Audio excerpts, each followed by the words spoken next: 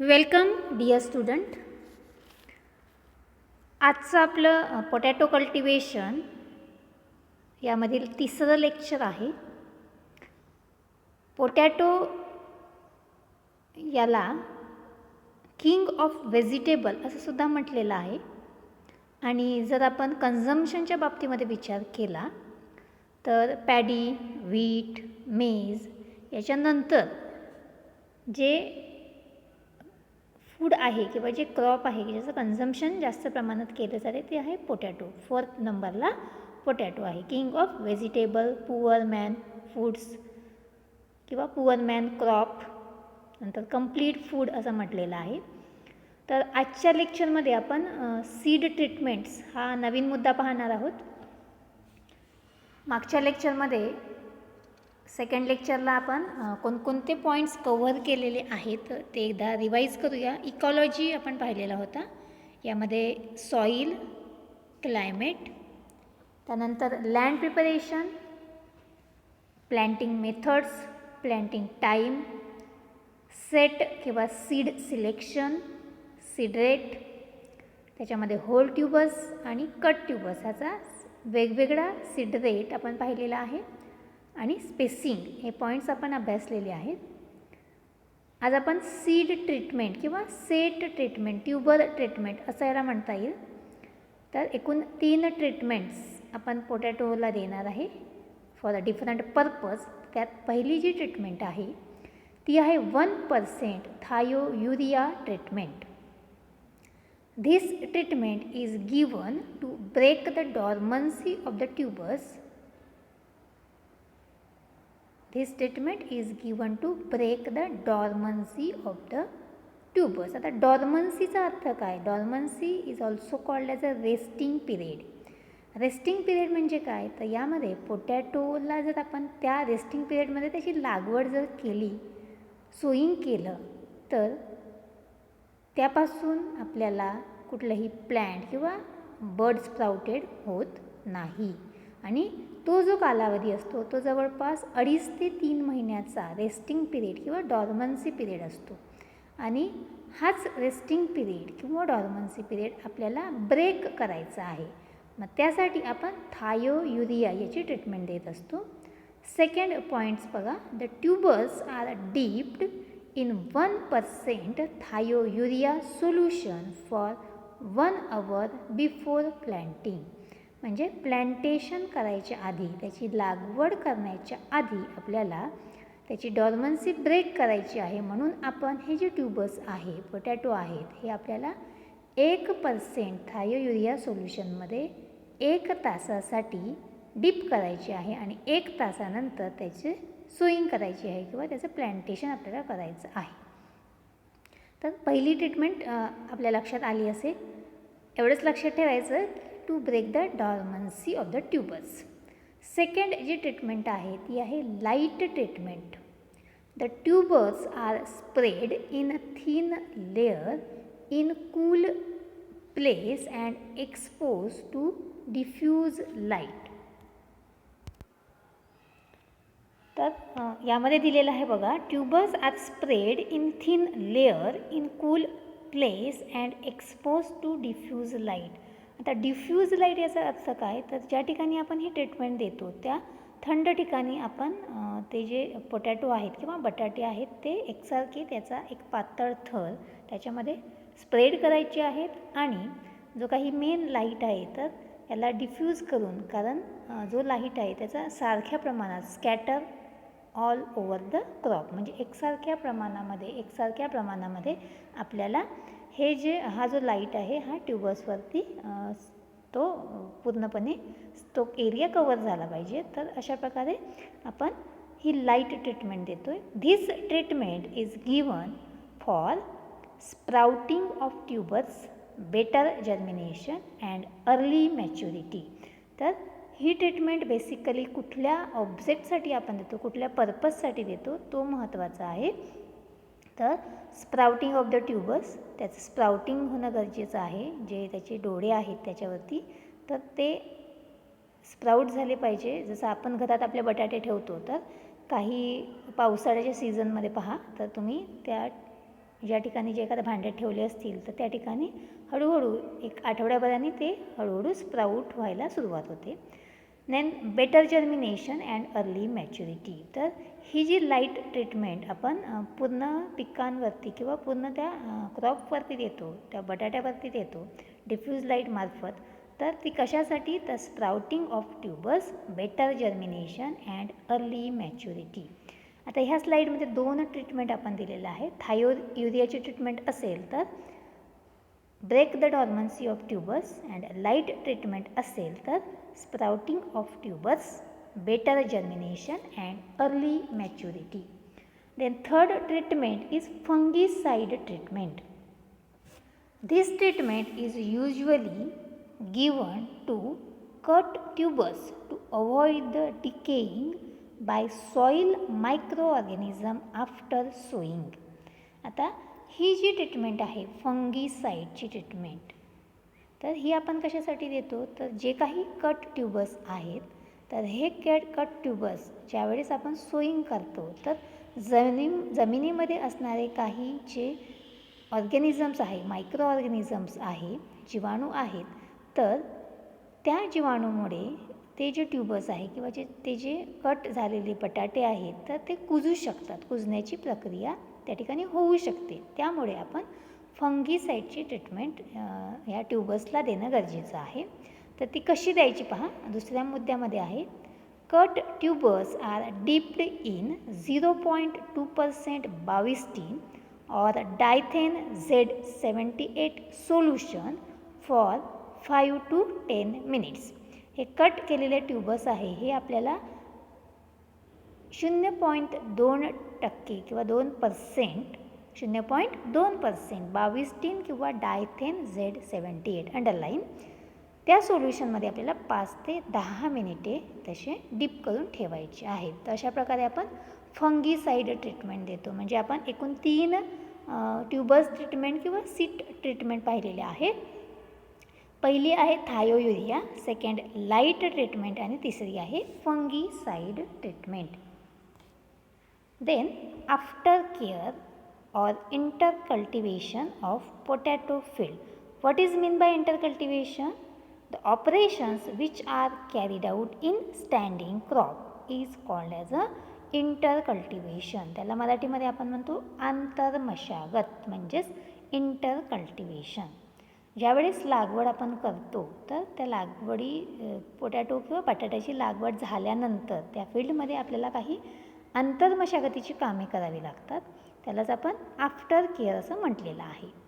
First point, hand weeding and earthing up are done to destroy the weeds and to keep the soil loose. म्हणजेच hand weeding operation आपण weed destroy करण्यासाठी किंवा weed control करण्यासाठी करतो, आणि earthing up operation हे त्या मुळालगतची जी जमीन आहे किंवा माती आहे ती मोकळी करण्यासाठी आपण अर्थिंग अप ऑपरेशन करतो. सेकंड पॉईंट आहे, first weeding is done when the plants are 15 to 20 centimetre height. या ठिकाणी हाय झालेला बघा, हाईट हा शब्द आहे. फर्स्ट विडिंग म्हणजे पहिली जी खुरपणी आहे, खुरपणी आपण कशाने करतो? खुरपीच्या सहाय्याने. तर ही पहिली खुरपणी आपल्याला जेव्हा त्या झाडाची उंची 15 ते 20 सेंटीमीटर उंच असेल त्यावेळेस आपल्याला विडिंग करायची आहे. And earthing up is given to support the plant. आणि अर्थिंग अप ऑपरेशन आपण कशासाठी करणार आहे? तर त्या झाडाला सपोर्ट करण्यासाठी, म्हणजे त्या झाडाजवळची जी माती आहे ती आपण त्याला भर देणे असं पण आपण म्हणू शकतो. तर हे सपोर्ट करण्यासाठी आपण अर्थिंग अप ऑपरेशन करणार आहे. Third, second weeding is done after 3 weeks and also earthing up is done with the help of कुडाली to cover the developing tubers. आता पहिली हँड विडिंग आपण जेव्हा प्लॅन्टची हाईट 15 ते 20 सेंटीमीटर आहे त्यावेळेस केलेली आहे फर्स्ट विडिंग. सेकंड विडिंग आपल्याला 3 आठवड्यानंतर करायची आहे. पहिली विडिंग केल्याच्या 3 आठवड्यानंतर आपल्याला सेकंड हँड विडिंग करायची आहे. अँड अर्थिंग अप म्हणजे अर्निंग अप ऑपरेशन्स आपण कशाच्या सहाय्याने करणार आहे, तर कुदळ याचा वापर करून जे काही डेव्हलप होणारे बटाटे आहेत, डेव्हलपिंग ट्यूबर्स आहे, तर त्याला कव्हर करण्यासाठी आपण अर्निंग अप ऑपरेशन हे करणार आहे. तर सुरुवातीला बघा आपण म्हटलेलं आहे अर्निंग अप ऑपरेशन हे आपण जमीन मोकळी करण्यासाठी करतो. त्यानंतर आपण जे अर्निंग अप ऑपरेशन करतो ते जमिनीला किंवा त्या प्लॅन्टला सपोर्ट करण्यासाठी. आणि तिसरं अर्निंग अप ऑपरेशन आपण सांगितलेलं आहे तिसऱ्या पॉईंट्समध्ये, तर ते जे काही ट्यूबर्स आहेत जे डेव्हलप होत आहेत, त्यांची वाढ होत आहे, तर त्याला कव्हर करण्यासाठी आपण अर्निंग अप ऑपरेशन करतो. म्हणजे त्याचे ट्यूबर्स आहे पोटॅटोचे, त्याचा आणि सनचा डायरेक्ट कॉन्टॅक्ट यायला नको, कारण त्याच्यावरती ग्रीन कलर असा येतो, त्यामुळे आपल्याला ते कव्हर करणं गरजेचं आहे. चौथा पॉईंट आहे if the developing tubers are not covered the expose part of tubers turn green and become unfit for consumption. म्हणजेच जे काही डेव्हलपिंग ट्यूबर्स आहेत त्याला आपण सांगितलेलं आहे की कुदळच्या सहाय्याने आपण त्याला कव्हर करायचं आहे. पण जर काही ट्यूबर्स हे असेच अनकवर्ड राहिले तर ते सनलाईटला एक्सपोज होतात आणि जो पार्ट त्याचा बाहेर राहिलेला आहे तर तो ग्रीन कलरचा आपल्याला दिसतो आणि it is unfit for the human consumption. ते आपल्याला खाण्यासाठी योग्य नसतात. त्यामुळे बरेचदा आपण पाहिलेलं आहे की काही बटाटे आपण घ्यायला जर गेलो तर काही बटाटे हे आपल्याला हिरवट कलरचे किंवा ग्रीन कलरचे आपल्याला दिसतात. तर आफ्टर केअर किंवा इंटर कल्टिवेशन पोटॅटोमधील आपण पाहिलेलं आहे. त्यानंतर पुढचा मुद्दा आपण पाहणार आहे मॅन्युरिंग. मॅन्युअर्स किंवा फर्टिलायझर आपण त्याला म्हणू शकतो. तर यामध्ये दोन्ही पॉईंट्स कवर होतात. मॅन्युरिंग 25 to 35 cartloads FYM per hectare is added in soil at the time of preparation of the land. म्हणजे यामध्ये आपण जमिनीची पूर्वमशागत ज्यावेळेस करतो तर शेवटचे जे ऑपरेशन असते तर किंवा हॅरोईंग ऑपरेशन आपण करतो त्या हॅरोईंग ऑपरेशनच्या आधी आपल्याला FYM किंवा शेणखत ते जवळपास 25 ते 35 बैलगाड्या भरून एका हेक्टरला आपल्याला द्यायचं आहे आणि व्यवस्थित चांगल्या प्रकारे जमिनीमध्ये मिक्स करून घ्यायचं आहे. त्यानंतर फर्टिलायझर डोस आहे बघा. महाराष्ट्रासाठी जो फर्टिलायझर डोस दिलेला आहे तो NPKचा डोस किती आहे, 100 किलोग्रॅम नायट्रोजन, 100 किलोग्रॅम फॉस्फरस आणि 62 किलोग्रॅम पोटॅश या ठिकाणी दिलेला आहे. NPKचा रेट जर म्हटलं तर 100 62 NPK kg/हेक्टर. आता मॅन्युरिंगमध्ये आपण त्याचं युनिट काय आहे बघा, कार्टलोड्स असं युनिट आहे आणि fertiliser is always in kilogram हे आपल्याला लक्षात ठेवायचं आहे. बरेचदा आपलं जे आहे युनिट ते जरी उत्तर बरोबर असेल तरी युनिट चुकल्यामुळे मार्क मिळत नाही. त्यामुळे युनिट कायम आपल्याला लक्षात ठेवायचं आहे. त्यानंतर पुढचा आपण मुद्दा पाहणार आहे इरिगेशन.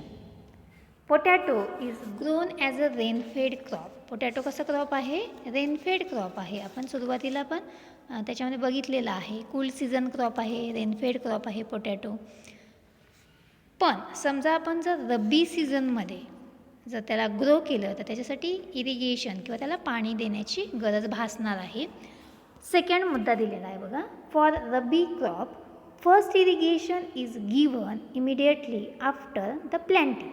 रब्बी क्रॉप म्हणून समजा आपण घेत असू तर पहिलं इरिगेशन जे आहे ते आपल्याला कधी द्यायचं आहे, आफ्टर प्लॅन्टिंग. प्लॅन्टेशन झाल्या लगेच आपल्याला इरिगेशन द्यायचं. And next irrigations are given at 6 to 8 days. आणि नंतरचं जे इरिगेशन्स आहे ते आपल्याला कधी द्यायचं आहे तर 6 ते 8 दिवसाच्या अंतराने आपण त्याला देऊ शकतो. नंतर तिसरा पॉईंट दिलेला आहे 8 to 10 irrigation are needed depending upon the soil type and variety. तर जनरली त्याचा जो पिरियड आहे पूर्ण लाईफ सायकल आहे त्या लाईफ सायकलमध्ये किंवा त्याच्या वाढीच्या काळामध्ये ओव्हरऑल आपल्याला 8 ते 10 इरिगेशन देण्याची गरज आहे. 8 ते 10 इरिगेशन. आता ते सुद्धा आपण कशावर डिपेंड असणार आहे, सॉईल टाईप जमिनीचा प्रकार कुठला आहे आणि व्हरायटी कुठली आहे, म्हणजे त्याच्यामध्ये मीडियम व्हरायटी, लेट व्हरायटी किंवा अर्ली व्हरायटी आहे का, तर याच्यानुसार आपण इरिगेशन देणार आहे. चौथा पॉईंट आहे heavy application of irrigation should be avoided as it may result decaying of the tubers. म्हणजे जेवढी काही गरज आहे पाण्याची तेवढंच आपल्याला पाणी किंवा इरिगेशन त्या पिकाला द्यायचं आहे. जर आपण जास्त प्रमाणामध्ये जर त्याला पाणी दिलं तर त्याची जी ट्यूबर्स आहेत किंवा जे बटाटे आहेत ते सडू शकतात, ते डिकेइंग होऊ शकतात. त्यामुळे हेवी अप्लिकेशन आपल्याला अवॉइड करायचं आहे. म्हणजे जवळपास याच्यामध्ये काय लक्षात ठेवणार, तर पहिलं जे इरिगेशन रब्बी क्रॉपमधील पहिलं irrigation just after the planting and next irrigation are given 6 to 8 days interval. Overall 8 to 10 irrigations are needed depending upon the soil type and variety, and to avoid the heavy application of irrigation to control or to avoid the decaying of the tubers. त्यानंतर पुढचा आपण मुद्दा पाहणार आहे harvesting. Potato crop become ready for harvesting in about 3 months after planting. Planting केल्यानंतर, लागवड केल्यानंतर जवळपास 3 महिन्यानंतर हे जे पीक आहे ते हार्वेस्ट आपण करू शकतो किंवा हार्वेस्टिंग करण्यासाठी ते तयार होते, त्याचं लाईफ सायकल पूर्ण होते. Second, the potato must be harvested at a right stage of maturity when leaves turn yellow and dry. Maturity sign आपण काय म्हणू शकतो, तर त्याचं पानं जे आहेत पोटॅटोचे ते पिवळे पडतात आणि पूर्णपणे सुकतात, म्हणजे ड्राय होतात. Then cut the plant at ground level 8 days prior to date of harvesting. म्हणजे हार्वेस्टिंग करायच्या 8 दिवस आधीच आपल्याला ते जे पोटॅटोचे प्लॅन्ट आहे किंवा क्रॉप आहे ते ग्राउंड लेवलपासून कट करायचं आहे आणि त्याच्यानंतरच 8 दिवसानंतर आपण हार्वेस्टिंग करणार आहे. It is done with the help of कुडाली or potato digger or by ploughing with desi plough. आता हार्वेस्टिंग करत असताना आपण कुदळाच्या सहाय्याने किंवा पोटॅटो डिगर आहे एक इम्प्लिमेंट, किंवा मग आपण देसी प्लोच्या सहाय्याने नांगरणी करून सुद्धा त्याची हार्वेस्टिंग करू शकतो. Collect and expose tubers are cleaned off by removing soil, roots and stolons etc. तर जे काही आपण हार्वेस्टिंग केल्यानंतर एक्सपोज झालेले जे ट्यूबर्स आहे बाहेर आलेले, तर ते आपल्याला स्वच्छ करायचे आहेत. त्यामध्ये त्याच्यावर माती असेल किंवा काही रूट्स असतील किंवा स्टोलॉन्स असेल तर हे आपल्याला सगळं रिमूव्ह करायचं आहे. त्याच्यानंतर आपण यील्ड पाहणार आहे. The yield of potato varies from variety, season of planting and taken care during cultivation. त्याचं जे प्रोडक्शन आहे ते कशावर डिपेंड आहे, तर व्हरायटी कुठली आहे, प्लॅन्टेशन आपण कधी केलं आहे आणि आपण कल्टिवेशनच्या दरम्यान त्याच्या लागवडीच्या दरम्यान आपण कुठली काळजी घेतली आहे, त्यानुसार आपल्याला त्याचं प्रोडक्शन मिळणार आहे. Average yield of potato in Maharashtra is about 125 quintals per hectare. एका हेक्टरला महाराष्ट्राचा विचार केला तर 125 क्विंटल. आता यील्ड हे नेहमी क्विंटलमध्ये असते, हे लक्षात ठेवायचं आहे. And average yield of potato in India is about 200 to 300 quintal per hectare. इंडियाचा विचार केला तर 200 ते 300 क्विंटल आणि जर महाराष्ट्राचा विचार केला तर 125 क्विंटल पोटॅटो किंवा बटाटे आपल्याला यापासून मिळू शकतात. तर आजच्या लेक्चरमध्ये आपण बघा कोणकोणते मुद्दे एक्सप्लेन केलेले आहेत. सीड ट्रीटमेंट, त्यानंतर इंटर कल्टिवेशन किंवा आफ्टर केअर, मॅन्युरिंग, इरिगेशन, हार्वेस्टिंग आणि यील्ड. हे मुद्दे तुम्हाला समजले असतील, अगदी सोपे आहेत. ज्या स्लाईडमध्ये ज्या ठिकाणी वेगळा कलर दिलेला आहे किंवा बोल्ड केलेला आहे तर ते फिल इन द ब्लँकच्या दृष्टीने आपण लक्षात ठेवायचं आहे. तर आज आपण इथेच थांबूया. पुढच्या लेक्चरला आपण पोटॅटो स्टोरेजच्या काही मेथड्स किंवा पद्धती अभ्यासणार आहोत.